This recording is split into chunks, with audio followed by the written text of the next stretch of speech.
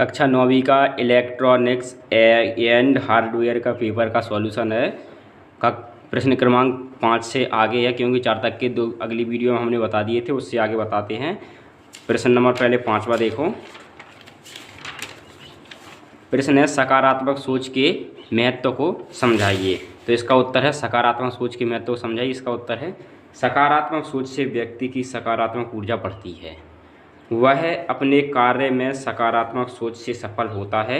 इससे व्यक्ति में महानता के गुण आते हैं और व्यक्ति एक महान और अच्छे गुणों वाला नागरिक बनता है। ये तो सकारात्मक सोच का हो गया है। अब अगला हमसे प्रश्न पूछा गया, प्राकृतिक संसाधन को परिभाषित कीजिए। तो प्राकृतिक संसाधन को परिभाषित करना है, तो इस प्राकृतिक संसाधन के परिभाषा में है प्रकृति द्वारा प्रदत्त संसाधनों को प्राकृतिक संसाधन कहते हैं। इनके निर्माण में मानव की कोई भूमिका नहीं होती है, जैसे जल संसाधन, वायु संसाधन आदि। प्रश्न नंबर 7वां है। अब 7वें प्रश्न को ध्यान से देखो। धारा और प्रतिरोध की परिभाषा लिखिए। तो हमने धारा की परिभाषा लिखी है, एकांक समय में आवेश प्रवाह की दर को विद्युत धारा कहते हैं। और यदि चाहो तो इसका विद्युत धारा का मात्रक एम्पियर लिख लेना। और नीचे प्रतिरोध की परिभाषा लिखी है, विद्युत धारा के प्रवाह में डाली गई रुकावट या बाधा। विद्युत धारा के प्रवाह में डाली गई बाधा को प्रतिरोध कहते हैं। प्रतिरोध के बाद अब अगला प्रश्न है, सोल्डरिंग को परिभाषित कीजिए। या आपसे ऐसे पूछ लिया है कि सोल्डर को परिभाषित कीजिए। ये प्रश्न आपसे ऐसे पूछा है कि सोल्डरिंग को परिभाषित कीजिए।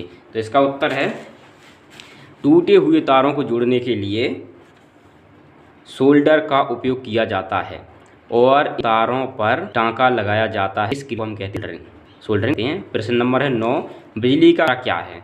तो बिजली से जब कोई व्यक्ति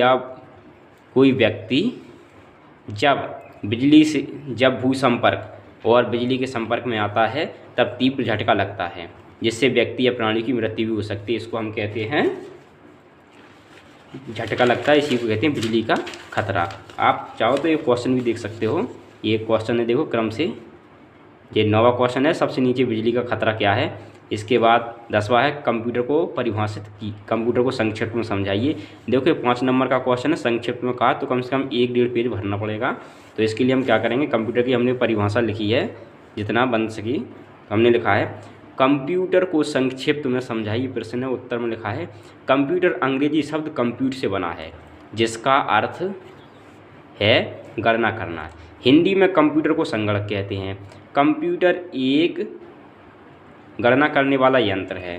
कंप्यूटर के मुख्य रूप से 4 भाग होते हैं, जिनसे मिलके कंप्यूटर बना होता है। यह 4 भाग माउस होता है, CPU होता है, कीबोर्ड होता है। इन सब से मिलकर बनता है। CPU कंप्यूटर का मस्तिष्क होता है।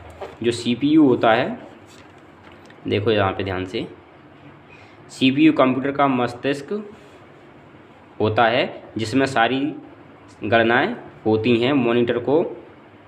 मॉनिटर हमें परिणामों को दिखाता है और यह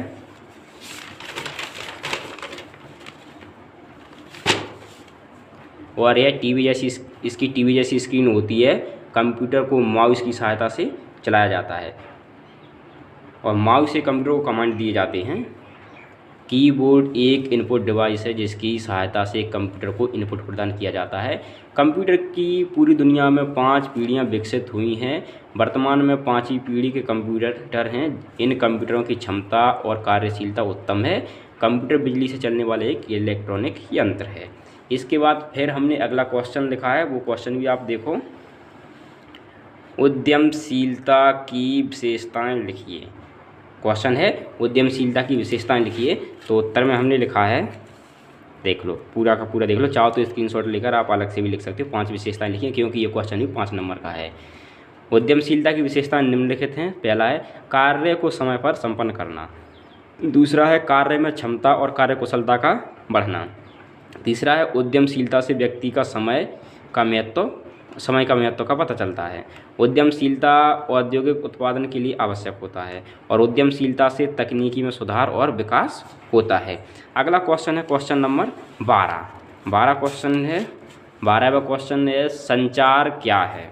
अब इसमें हमसे संचार पूछा है।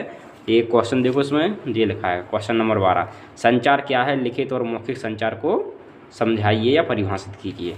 तो संचार सूचनाओं के आदान प्रदान को संचार कहा जाता है।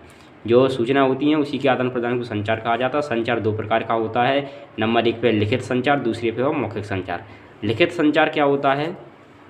लिखित संचार वह संचार जिसमें जानकारियों को और सूचनाओं को जानकारियों को लिखित रूप से भेजा जाता है, उसे लिखित संचार कहते हैं। जैसे पत्र है, पत्र में लिखा रहता है, किताब में भी लिखा रहता है, तो किताब भी इसका उदाहरण है।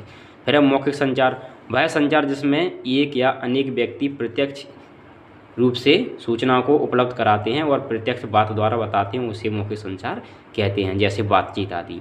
आप हमारे चैनल साइंस हिंदी मैथमेटिक्स को सब्सक्राइब कर लेना और अगले क्वेश्चनों को हम बहुत ही जल्दी यूट्यूब पे डाल देंगे। आप हमारे चैनल को सब्सक्राइब करना ना भूलें।